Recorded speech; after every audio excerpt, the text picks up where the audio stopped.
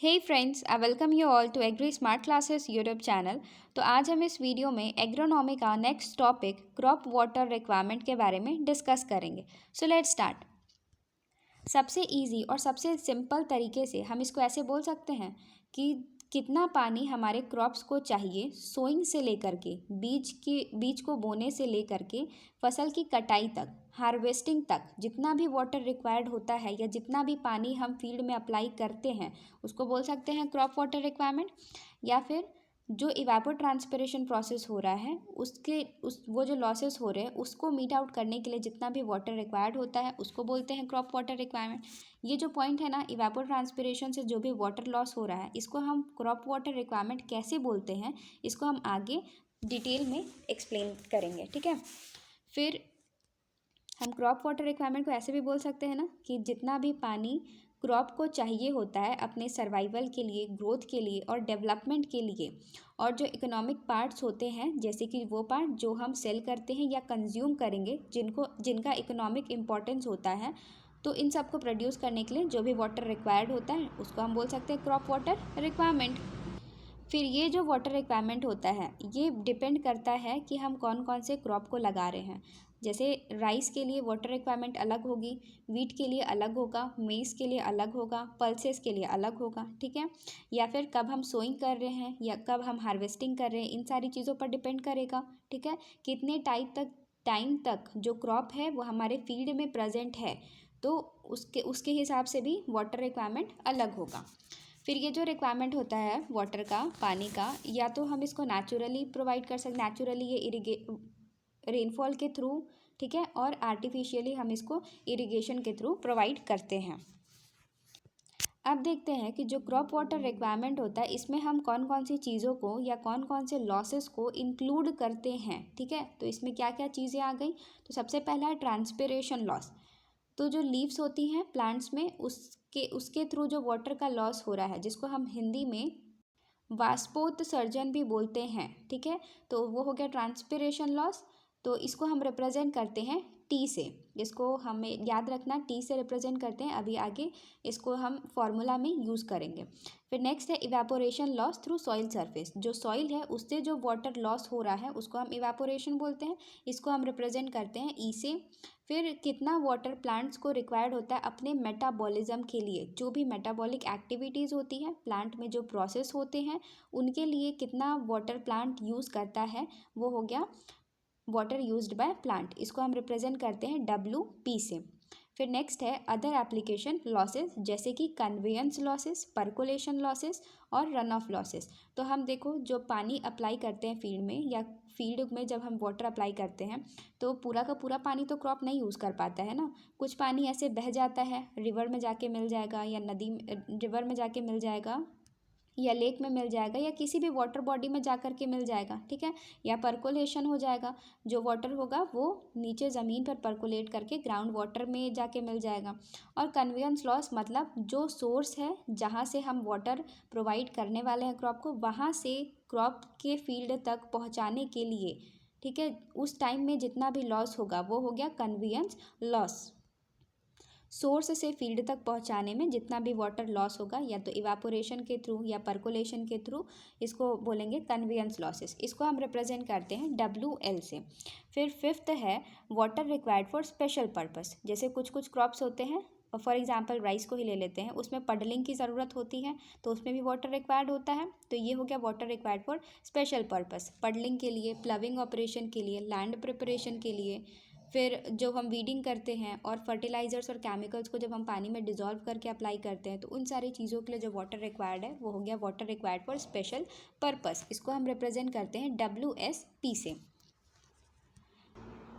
तो अब water requirement क्या हो गया, तो WR is equals to transpiration loss plus evaporation loss plus water required by plant for metabolic processes.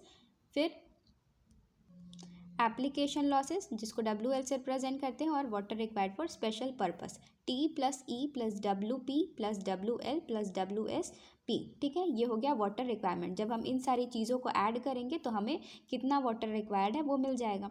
या फिर हम वाटर रिक्वायरमेंट को इस तरह से भी रिप्रेजेंट कर सकते हैं, जैसे water requirement is equals to IR, मतलब इरिगेशन रिक्वायरमेंट प्लस ER मतलब इफेक्टिव रेनफॉल एंड S मतलब contribution from ground water table. Effective rainfall का मतलब क्या होता है, जैसे बारिश हुई तो वो पूरा का पूरा पानी तो क्रॉप अपने यूज़ में नहीं ले पाएगा ना, पूरा पानी वो क्रॉप तो यूज़ नहीं कर रहा है, उसमें से सिर्फ उतना ही पानी वो यूज़ करेगा जो प्लांट के रूट के जोन में स्टोर्ड हो। जब बारिश होगी तो प्लांट के रूट के पास जो मिट्टियाँ हैं उसमें जो वाटर स्टोर्ड होगा उसको बोलेंगे हम इफेक्टिव रेनफॉल। तो जब हम इरिगेशन रिक्वायरमेंट और इफेक्टिव रेनफॉल और ग्राउंड वाटर टेबल से जो भी पानी कंट्रीब्यूट हो रहा है प्लांट ग्रोथ के लिए उन सबको ऐड कर देते हैं तो वो होता है वाटर रिक्वायरमेंट।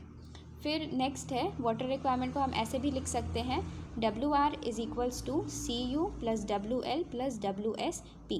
तो ये CU कहाँ से आया, CU का मतलब होता है कंजम्पटिव यूज़ ऑफ वाटर, इसको हम डिटेल में आगे देखेंगे। तो CU is equals to T transpiration plus evaporation plus WP, ठीक है, water required by plant for metabolic process. इन सब चीज़ों को जब हम ऐड करते हैं ना तो हमें कंजप्टिव यूज़ मिलता है, तो हम इसको शॉर्ट में लिख सकते हैं consumptive use plus water other application losses और water required for special purposes CU plus WL plus WP। तो ये 3 फार्मूला हो गया वाटर रिक्वायरमेंट को कैलकुलेट करने का। सो अब नेक्स्ट है इरिगेशन रिक्वायरमेंट। इरिगेशन रिक्वायरमेंट नाम से ही क्लियर है, कितना इरिगेशन हमें क्रॉप को प्रोवाइड करना है, कितना क्रॉप को रिक्वायर्ड है इरिगेशन। तो ये कैसे देखेंगे हम, तो जो रेनफॉल से जो वाटर आ रहा है, ठीक है, और सॉइल में जो पहले से मॉइस्चर प्रेजेंट है, वाटर प्रेजेंट है, इन दोनों को ऐड कर देंगे और टोटल वाटर जो रिक्वायर्ड है क्रॉप के ग्रोथ के लिए, ठीक है, उससे माइनस कर देंगे तो हमें मिल जाएगा इरिगेशन रिक्वायरमेंट। पूरा का पूरा रेनफॉल प्लांट के ग्रोथ के लिए एफिशिएंट नहीं है, ठीक है, रेनफॉल हुआ, ठीक है, वो पानी क्रॉप एब्जॉर्ब किया, फिर सॉइल में जो पहले से मॉइस्चर था वो एब्जॉर्ब किया, लेकिन उतना प्लांट के लिए सफिशिएंट नहीं हुआ, तो उस टाइम पे हमें कितना इरिगेशन प्रोवाइड करना है, तो टोटल जो वाटर रिक्वायर्ड है उससे हम माइनस कर देंगे। जैसे फॉर्मूला बोलता है IR is equals to WR water required minus कर देंगे हम इफेक्टिव रेनफॉल और कंट्रीब्यूशन फ्रॉम वाटर टेबल या ग्राउंड वाटर से प्लस करके, इन दोनों को प्लस करके इससे माइनस कर देंगे तो हमें मिल जाएगा इरिगेशन रिक्वायरमेंट, कितना हमें सिंचाई देना है, कितना हमें इरिगेशन के थ्रू वाटर देना है। नेक्स्ट है factors affecting crop water requirement. कौन कौन से ऐसे फैक्टर्स हैं जो क्रॉप के वाटर रिक्वायरमेंट को अफेक्ट करती हैं, किन किन चीज़ों पर क्रॉप वाटर डिपेंड करता है। तो सबसे पहला है इसमें crop factors,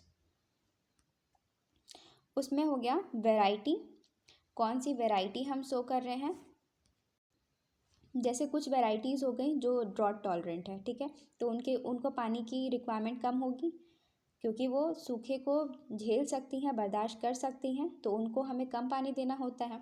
then growth stages, plant कौन से ग्रोथ स्टेजेस में है, अभी सारे प्लांट्स का क्रिटिकल ग्रोथ स्टेज दिया हुआ रहता है ना, तो जो क्रिटिकल ग्रोथ स्टेज पे जब हमारा प्लांट रहेगा तो उस टाइम पे हमें प्लांट को इरिगेशन देना ज़रूरी होता है, लेकिन बाकी सारे स्टेजेस पर अगर हम इरिगेशन प्रोवाइड ना करें तो भी प्लांट को चल जाएगा, वो उस पर उनके ग्रोथ पे कोई अफेक्ट नहीं होगा। फिर ड्यूरेशन कितना है, जो भी हम क्रॉप लगा रहे हैं वो कितने ड्यूरेशन का है, कितने टाइम तक वो हमारे फील्ड में रहने वाला है, सोइंग से हार्वेस्टिंग तक। तो जैसे अगर क्रॉप है वो 60 डेज़ का है तो कम पानी की रिक्वायरमेंट है, 90 डेज़ का है तो उससे थोड़ा ज़्यादा हो गया, देन अगर वो 1 साल का है तो और ज़्यादा हो गया, तो इस तरह से ड्यूरेशन पर भी डिपेंड करेगा। फिर नेक्स्ट है प्लांट पॉपुलेशन। प्लांट पॉपुलेशन मतलब कितना एरिया में हम कितना प्लांट्स को ग्रो कर रहे हैं, तो अगर हम ऑप्टिमम प्लांट पॉपुलेशन यूज़ कर रहे हैं किसी भी फील्ड में तो हमें नॉर्मल वाटर रिक्वायरमेंट होगी, लेकिन अगर थोड़ा सा प्लांट पॉपुलेशन हम बढ़ा देते तो वाटर रिक्वायरमेंट भी बढ़ जाएगी क्योंकि ज़्यादा प्लांट्स रहेंगे तो ज़्यादा वाटर एब्जॉर्ब करेंगे। फिर नेक्स्ट है क्रॉप ग्रोइंग सीजन, कौन से सीज़न में हम क्रॉप को ग्रो कर रहे हैं, अगर ठंड में ग्रो करेंगे, विंटर सीजन में ग्रो करेंगे तो वाटर रिक्वायरमेंट कम होगी, गर्मियों में ग्रो करेंगे, समर सीजन में ग्रो करेंगे तो वाटर रिक्वायरमेंट ज़्यादा होगी। फिर नेक्स्ट है सॉइल फैक्टर्स, इसमें सॉइल का स्ट्रक्चर, टेक्सचर, डेप्थ कैसा है, टोपोग्राफी कैसी है, मतलब सॉइल कितना बराबर है या उबड़ खाबड़ है, अगर वो सॉइल टेढ़ा मेढ़ा होगा तो वाटर जो है वो रन ऑफ हो जाएगा, बह जाएगा, ठीक है, तो इस वजह से प्लांट को मतलब क्रॉप को वाटर के रिक्वायरमेंट ज़्यादा होगी। फिर सॉइल केमिकल कंपोजिशन, सॉइल का कंपोजिशन कैसा है। तो ओवरऑल सॉइल अगर वाटर होल्ड कर सकता है ज़्यादा टाइम तक या ज़्यादा देर तक वो वाटर को होल्ड कर सकता है तो वहाँ पर वाटर की रिक्वायरमेंट थोड़ी कम होगी। लेकिन ऐसा सॉइल जो वाटर को ज़्यादा टाइम तक होल्ड नहीं कर सकता है तो उस पर वाटर की रिक्वायरमेंट ज़्यादा होगी। फिर next one is climatic factors. तो क्लाइमेट पर भी डिपेंड करता है कि कितना वाटर रिक्वायर्ड है। जैसे कि टेम्परेचर हो गया, कितना ज़्यादा टेम्परेचर है या कितना कम टेम्परेचर है। ज़्यादा टेम्परेचर होगा तो ज़्यादा वाटर रिक्वायरमेंट होगी। फिर सनशाइन आवर्स कितना है, कितना देर तक सन लाइट अवेलेबल है। फिर रिलेटिव ह्यूमिडिटी, वहाँ पर रिलेटिव ह्यूमिडिटी कितना है। विंड वेलोसिटी, हवा कितनी तेज़ी से बह रही है। फिर रेनफॉल, अगर प्रॉपर रेनफॉल हो रहा है वहाँ टाइम पर तो वाटर की रिक्वायरमेंट ज़्यादा नहीं होगी। लेकिन अगर प्रॉपर रेनफॉल नहीं हो रहा है तो उस कंडीशन में वाटर ज़्यादा रिक्वायर्ड होगा। देन एग्रोनॉमिकल मैनेजमेंट फैक्टर्स, तो इसमें आता है इरिगेशन मेथड यूज़। जैसे कौन कौन सा इरिगेशन मेथड हम यूज़ कर रहे हैं हमारे फील्ड में। अगर हम नॉर्मल ऐसे फ्लडिंग यूज़ कर रहे हैं तो ऐसे ही हम पानी को फील्ड में छोड़ दे रहे हैं तो उस टाइम पे वाटर की रिक्वायरमेंट बहुत ज़्यादा होगी ना। जैसे राइस के कंडीशन में ज़्यादा वाटर रिक्वायरमेंट होती है क्योंकि क्रॉप को स्टैंडिंग वाटर चाहिए होता है। लेकिन अगर हम उस कंडीशन में फरो इरिगेशन यूज़ करते हैं या फिर हम चेक बेसिन का यूज़ करते हैं, सिर्फ जितना क्रॉप का एरिया है बस वहाँ पर हम इरिगेशन प्रोवाइड कर रहे हैं या drip system of irrigation provide कर रहे हैं तो रूट जोन में ही सिर्फ प्लांट को इरिगेशन या वाटर मिल पा रहा है तो ऐसे कंडीशन में वाटर रिक्वायरमेंट कम हो जाती है। फिर नेक्स्ट है frequency of irrigation and its efficiency. Frequency of irrigation मतलब होता है कितना हम नंबर ऑफ इरिगेशन प्रोवाइड कर रहे हैं। तो हम जैसे अगर कम वाटर अप्लाई करें लेकिन बार बार करें तो उस कंडीशन में वाटर रिक्वायरमेंट भी कम हो जाएगी क्योंकि थोड़ा थोड़ा पानी दे रहे हैं तो वो प्लांट उसको अच्छी तरीके से यूज़ कर पा रहा है, एफिशिएंटली यूज़ कर पा रहा है तो उस कंडीशन में वाटर रिक्वायरमेंट भी कम हो जाएगी। फिर tillage and other cultural operation जैसे कि वीडिंग, मल्चिंग, इन सारी चीज़ों को भी करने के लिए हमें वाटर की रिक्वायरमेंट होती है। Now consumptive use of water, मतलब प्लांट कितना वाटर को कंज्यूम कर रहा है।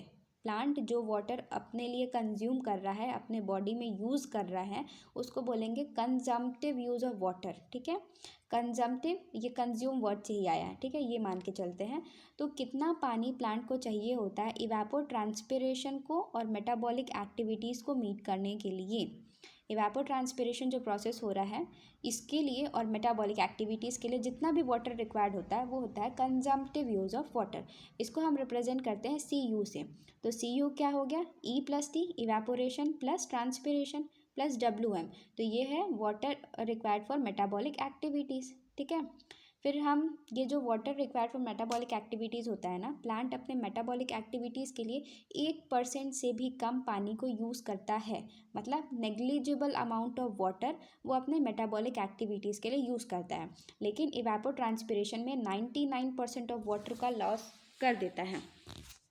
इसके लिए कोई ऑप्शन नहीं है, हम इवेपोट्रांसपिरेशन को बंद नहीं कर सकते। ये बहुत ही ज़रूरी प्रोसेस होता है बट इसमें वाटर बहुत ज़्यादा लॉस होता है पर हम इसमें कुछ भी नहीं कर सकते। हम इस 1% वाटर को प्लांट को मेटाबॉलिक एक्टिविटीज़ के लिए प्रोवाइड करने के लिए हमें इतना 99% ऑफ वाटर वेस्ट करना पड़ेगा ही। इसीलिए बोला जाता है कि transpiration is a necessary evil, ज़रूरी है प्लांट के लिए। ख़राब है बट स्टिल ज़रूरी है, हमें ज़्यादा वाटर देना पड़ रहा है बट ज़रूरी है क्योंकि प्लांट को ईल्ड जो प्रोड्यूस करना है उसके लिए इवेपोट्रांसपिरेशन ज़रूरी होता है। प्लांट के बॉडी को का टेम्परेचर मेंटेन करने के लिए, प्लांट का जो टेम्परेचर होता है प्लांट बॉडी टेम्परेचर उसको मेंटेन करने के लिए भी ट्रांसपिरेशन ज़रूरी होता है। तो हम क्या ये ऐसा बोल सकते हैं कि C U is equals to E plus T, क्योंकि ये जो है मेटाबॉलिक एक्टिविटीज़ के लिए जो वाटर रिक्वायर्ड है ये 1% से भी कम है तो ये नेग्लिजिबल हुआ। तो हम इसको अगर हटा भी देते हैं तो कंजम्पटिव यूज़ क्या हो गया, इवेपोट्रांसपिरेशन के बराबर हो गया। तो इसको हम ई प्लस टी से भी डिनोट कर सकते हैं। तो ये हो गया हमारा कंजम्पटिव यूज़ ऑफ वाटर। तो ये जो टेबल है इसको नोट डाउन कर लेना। ये बस इसमें ये दिया हुआ है कि कितना वाटर रिक्वायरमेंट होते हैं अलग अलग क्रॉप्स के। जैसे कि राइस है तो राइस का कितना ड्यूरेशन है 135 डेज़ का, ऑन एन एवरेज 135 डेज़ ये फील्ड में प्रेजेंट होता है और इसकी वाटर रिक्वायरमेंट है 1250 mm। ये जितना भी दिया हुआ है ना क्वांटिटी ऑफ वाटर रिक्वायर्ड ये में दिया हुआ है, और ये नंबर ऑफ डेज जितने ड्यूरेशन का क्रॉप्स है, ठीक है। राइस, व्हीट, मेज, ग्राउंडनट, सोरगम, शुगर केन, रागी, कॉटन, पल्सेस, इन सब का दिया हुआ है वाटर रिक्वायरमेंट ऑफ क्रॉप्स। इसको नोट डाउन कर लेना। तो यहाँ पर हमारा क्रॉप वाटर रिक्वायरमेंट का पोर्शन कंप्लीट हो गया है। अगर आपको वीडियो अच्छी लगी हो तो प्लीज़ वीडियो को लाइक करें, और ऐसे ही एग्रीकल्चर से रिलेटेड वीडियोस के लिए चैनल को सब्सक्राइब करें। और अगर आपको कोई भी डाउट हो तो आप कमेंट सेक्शन पर पूछ सकते हैं। तो मिलते हैं हम नेक्स्ट वीडियो में। तब तक के लिए stay safe, stay healthy and keep learning. Thank you for